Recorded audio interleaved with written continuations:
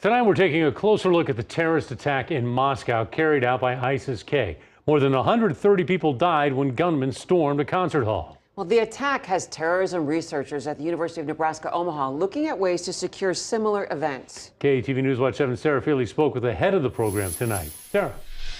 The University of Nebraska-Omaha is uniquely qualified to talk about this attack. It houses both a highly respected Afghan Studies Center and the National Counterterrorism Innovation Technology and Education Center. As Friday's attack unfolded, terrorism researchers got to work looking for ties and what we can learn.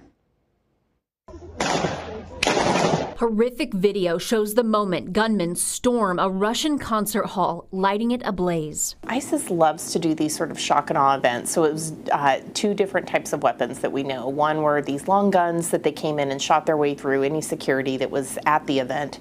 And then they had incendiary devices. Gina Ligon heads the EnSight program at UNO. She's researched the long historical conflict between ISIS and Russia and says this attack is a message. ISIS really wants to show that they are still a global force, and so this is something that ISIS likes to do, is to be able to attack people in their home countries. Ligon adds that Russia and the United States do not have an information sharing relationship, but despite that, the U.S. warned Russia about the attack weeks before. We gave them a warning on March 7th that this was going to happen, and they said that it was fear-mongering from the U.S., and so didn't actually increase their terror levels. And the fallout from the attack is already visible. France raising its terror level, indicating credible intelligence of possible attacks. Ligon and her team say this is another event they will study to help better protect people. I think one thing is event professionals who are working to secure the spaces, being able to work and understand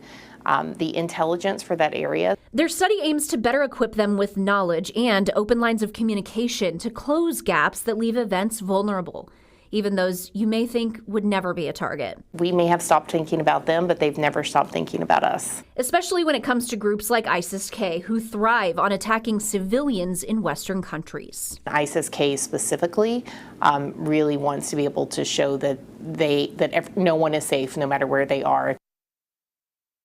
EnSight says the best line of defense against a terror attack is the people on the ground. She says it's important that if you see something, you say something. They offer several pamphlets online about what to look for, what and where to report it.